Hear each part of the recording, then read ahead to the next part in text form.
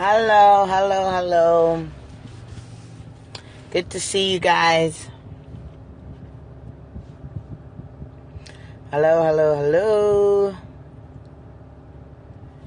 DC. Awesome. Thanks, Aisha, for inviting your followers. Wanted to chat with you guys for a couple of minutes and just take some of your questions concerning marriage, ministry, money, how to balance all three, and so on and so forth. So thanks for inviting your followers. Thanks for jumping on. Today is a hat day because tomorrow is my get my hair done day. So enjoy my laid back Monday look. I hope you guys are having a great Monday. All right, we're going to jump right into it for the sake of time so that I can also take your questions. Awesome, Toronto.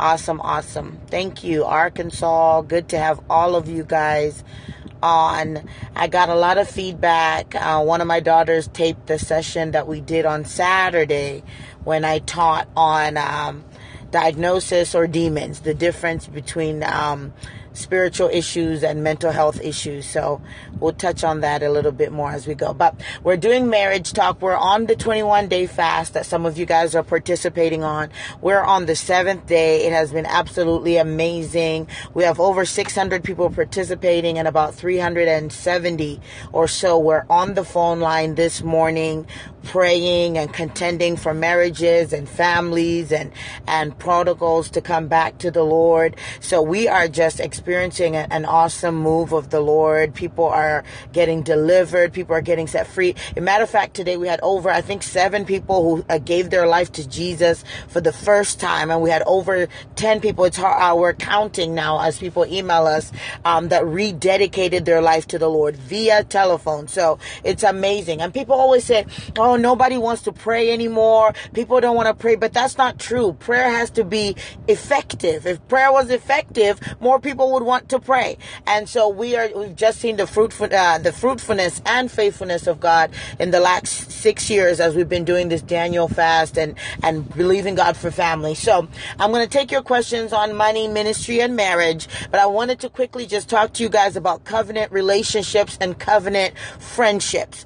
I got off the phone this morning with one of my covenant sisters who we actually met supernaturally. She saw my picture on Facebook and the Lord spoke to her about me. I had a dream that I was traveling to Asia with a woman who was Hispanic, who was short with this long hair, and we discovered that we had a mutual friend. So I was on my our mutual friends page. I saw her as one of her friends and I said, this is the woman from my dream. And Jessica, that's my friend, she looked at, she was on the same mutual friends page and saw my face, and she felt the Lord said, you need to know her.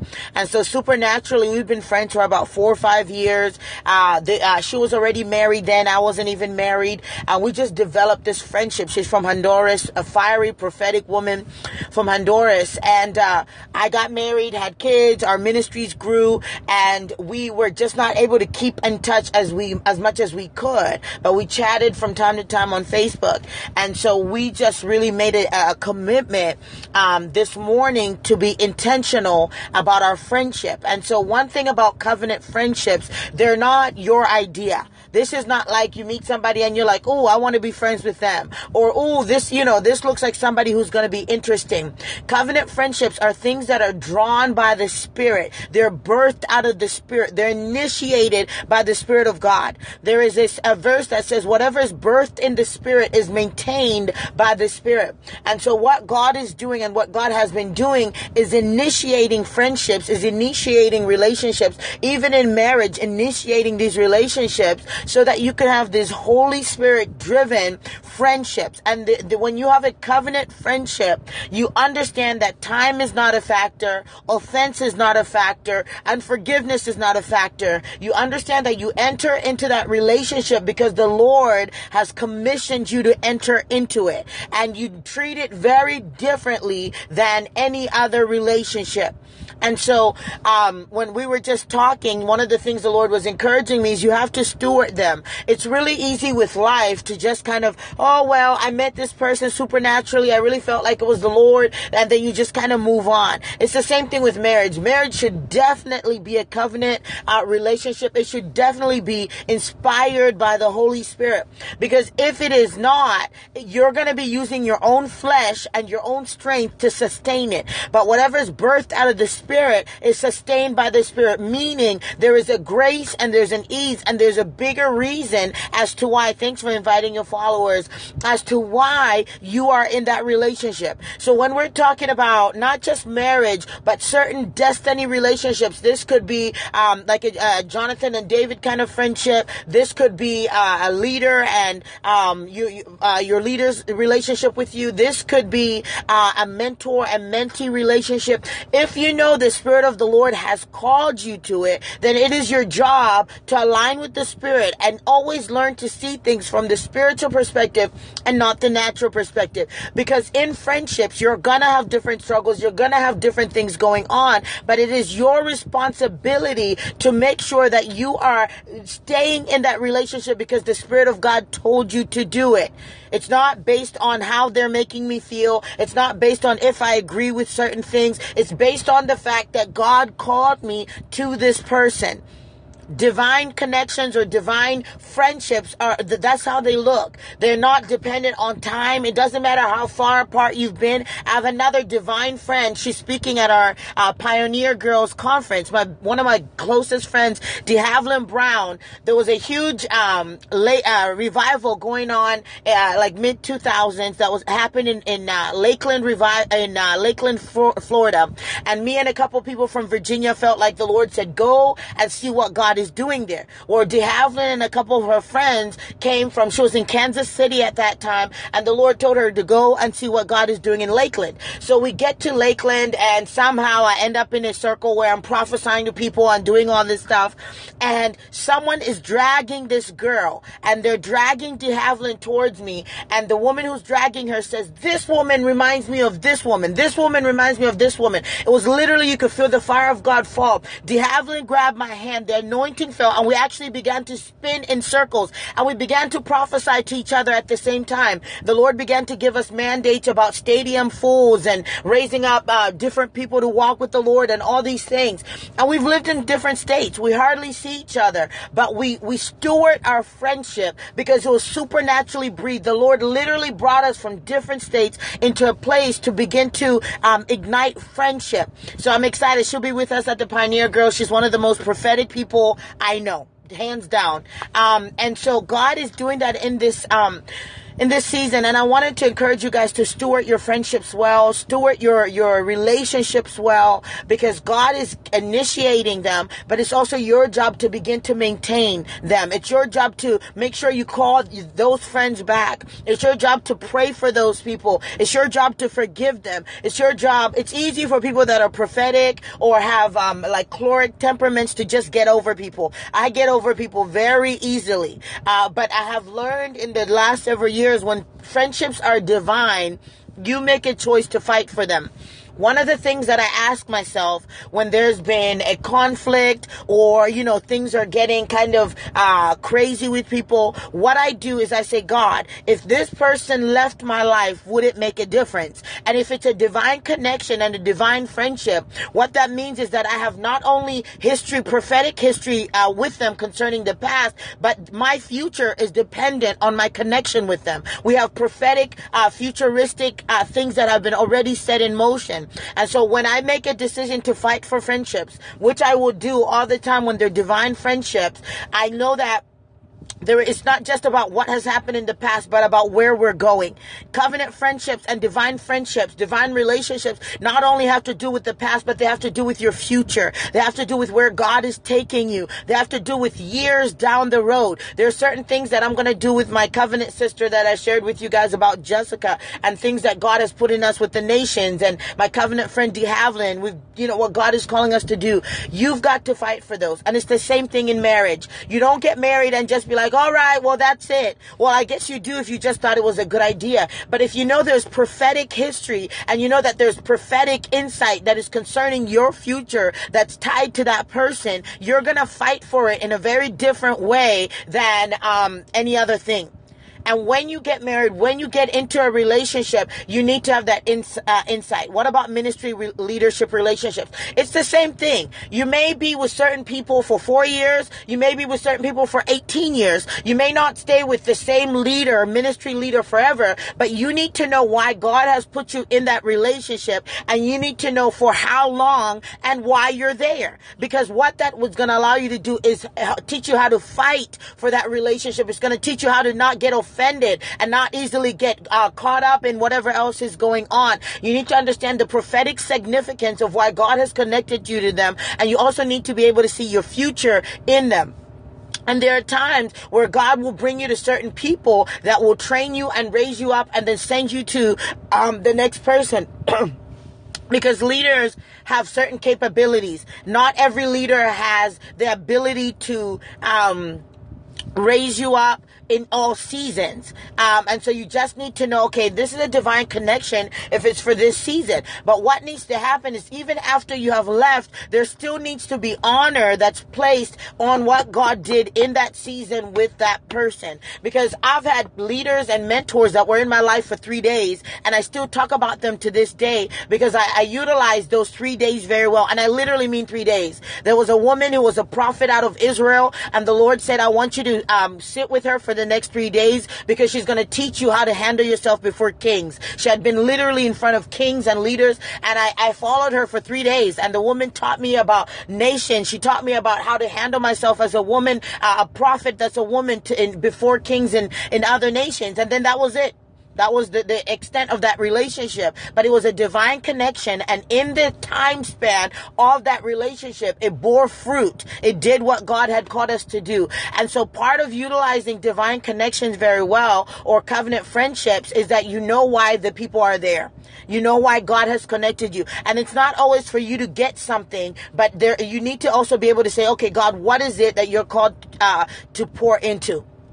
Yeah, 3 days is a lot in the spirit realm. The kind of, the downloads that I got in those 3 days, I was literally like in a different realm with this lady for 3 days. It was just incredible. It was incredible. I learned so much, things that I've been teaching from for forever and ever. So you need to be aware of that. You need to be aware of that when you're operating in covenant. So I wanted to give you guys that little tidbit on divine friendships, on covenant friendships.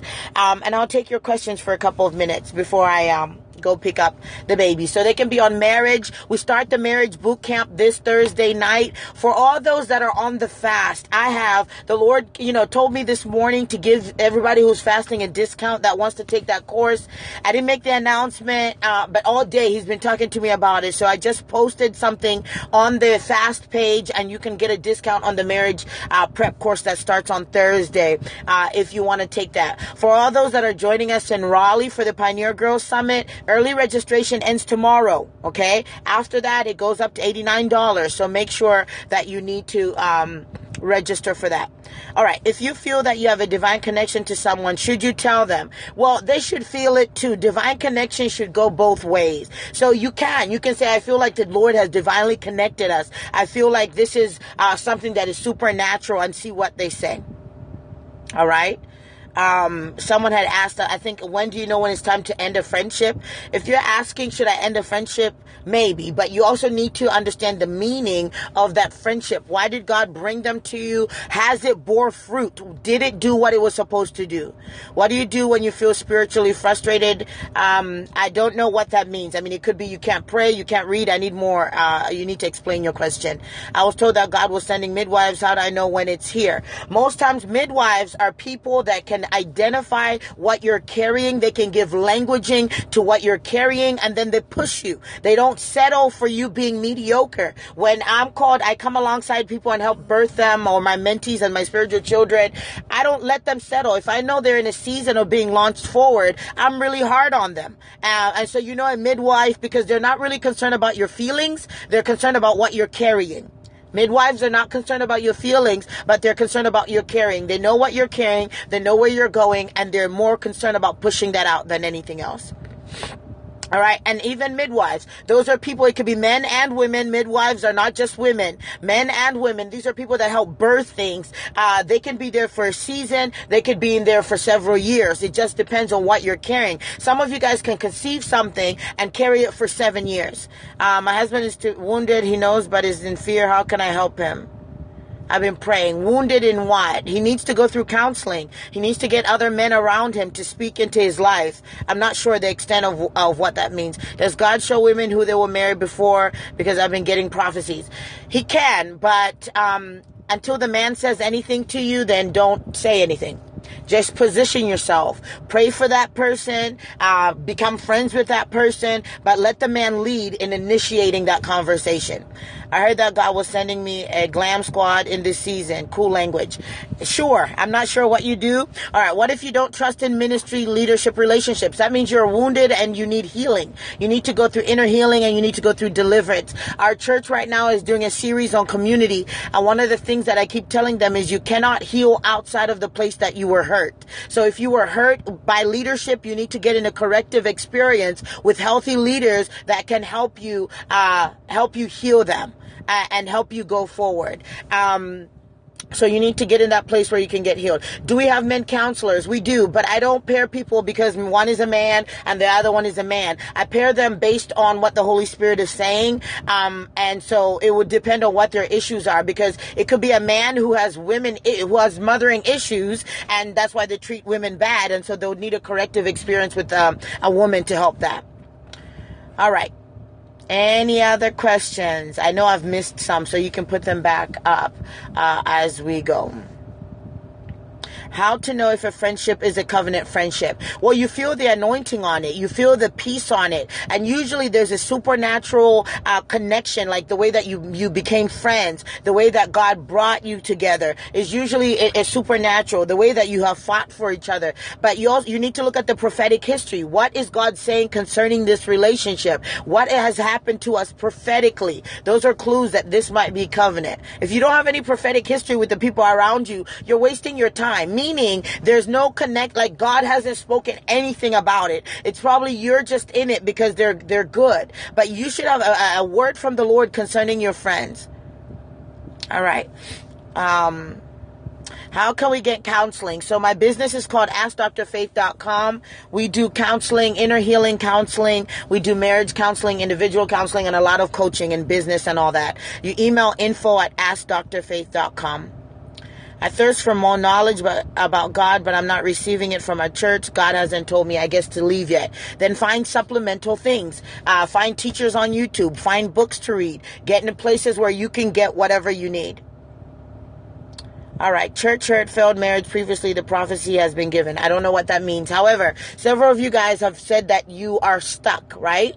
I did a Periscope on this a couple months ago. So you can go to my YouTube videos and kind of search through them on how to get unspiritually stuck. But one of the things that you do to get unstuck is look at the time where you weren't stuck. What were you doing? And do it. If you were fasting more, if you were praying more, do it. If you were in community, then do it. You just need to go back to that place where you were not stuck and begin to motivate yourself. There's not going to be a supernatural thing that comes upon you that makes you get unstuck. You need to go and get to that place and begin to go forward.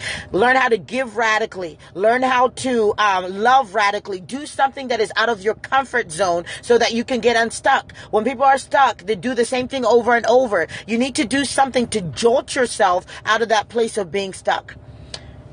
All right. Any other questions? Marriage, ministry, money. I haven't really taught on finances and all that on this line. I'll probably do it at some point as we go. Just curious how you met your husband. It's a wonderful love story. I don't think I have the time to share right now, but it's supernatural. So yeah, I'll share a little bit. So I was getting ready to go to Israel, and I got a friend request on Skype. And this was the time where I wasn't even taking friend requests on Facebook of people that I didn't know.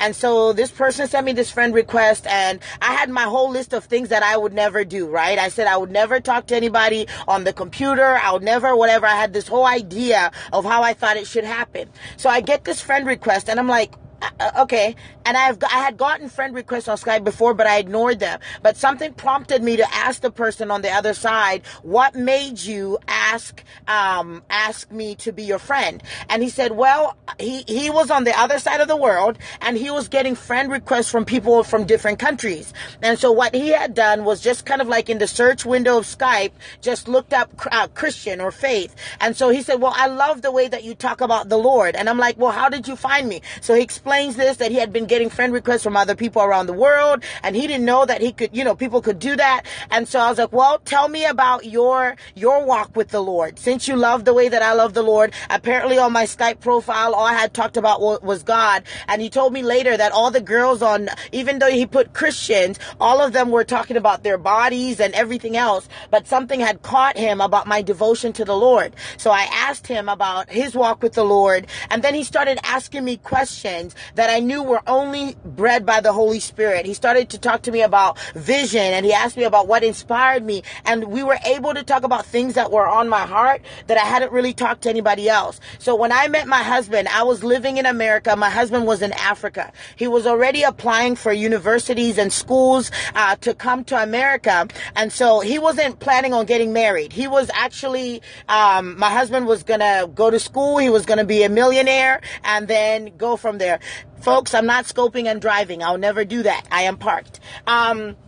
So he asks me this, and so we're talking, and by the end of 4 hours of just chatting, he asks me if he can call me, and I'm like, no, I don't know you. I'm Googling him, and he told me later he was Googling me and trying to figure all this out. By the third day, the presence of the Lord was so strong. He was like, I believe that you're my wife. I know that you're my wife. And I had told the Lord that I was not gonna just date to date, and I already had told him, hey, like I don't date. And so we're going to have to hear the Lord. So by the 5th day, we did a fast. We talked to our pastors. We talked to our parents. He did a dry fast. We fasted those 3 days. And the Lord spoke to me and said that was my husband. And the Lord spoke to him and said that I was his wife. And so we started courting after 5 days. We dated for 5 months, and then we met face to face. We dated for a year and a half when he came to the U.S. for school. We dated for a year and a half, and we were married after that. And we've been married almost 5 years, and it has been amazing. So that is my supernatural story. We call it love at first Skype. God had to bring him from all over. And one thing is, when we talk about prophetic words, I had gotten lots of prophetic words about my husband, but I could only say like really 1 or 2 were actually true. My spiritual mother had given me one that was very specific and precise. That is exactly who my husband is, and one other person. And so you have to be led by the peace of the Lord. You need to have wise counsel. You need to have wisdom, and those things just did it for us. So we've been together ever since. So we'll write a book about it at some point. It's gonna come together, and we're gonna go from there. All right. Someone asked about how do you know covenant friendships. I already went over that, and you can go back to the beginning of this Skype and listen to that. All right. And let me tell you guys something else. It was so outside of my husband's temperament. My husband's a physicist by training. He's a scientist. So he's very logical. He's very practical. He's a pioneer. So he thinks things through. I'm the one who's prophetic, who's just like, whatever, Lord. And so when I met his parents, they were just like, we knew something was on this because he was acting outside of himself. Like we knew it had to be the Holy Spirit for him to fall in love with a girl that was in a totally different country, waking up at all sorts of hours to make sure to be on the phone and call her and all those things. But that's the supernatural grace that you feel, when God is doing something, when God is putting something together. So, all right. Can you have a covenant relationship with an unsaved person? Most likely it will be a soul tie, but it would depend on the nature of it. Most likely it will be a soul tie. All right. 1 or 2 other questions, and then I got to go. All right. Bless you guys. My wife and I received a prophetic word that we were called to ministry. Any advice on where to train? Well, you should train in your church. Your church should be the place that trains you for ministry. If they don't do that, you need to find a place that can help train you. But you also start by training at home. You guys can read together, study together, invite people over, have prayer, have worship. If you're in a church that doesn't allow you to do that, then you're in trouble. But that should be the first place. What about getting back with your ex-husband? I don't know. It depends on why you divorced in the first place. I would have to know more details. I've seen people reconcile relationships, and it's been beautiful, but I would need to know the details of it to really give some insight. All right. Any other questions? Bless you guys. We'll talk some more and have a great... Okay, what are your thoughts on men who have controlling moms? There could be a lot of thoughts, but the man should be able to tell their mom to back down. And if they're in a relationship, their job is to defend their wife, and be able to speak up for their wife. If they cannot do that, then they need to be able to, it's called individuate in psychology. Your child should be able to individuate from you after a certain time. And so if they're still stuck to their mother or they're not fully individuated yet, you're probably going to have some issues. So it depends on how individuated they are. Okay? All righty. Blessings. Where can I find the recordings of your morning prayers? You need to join the event page on Facebook. It's called 21 Day Daniel Fast, and you will see the recordings there. We'll also archive them in our warringministriesint.org's page at some point. So, all right. Bye-bye.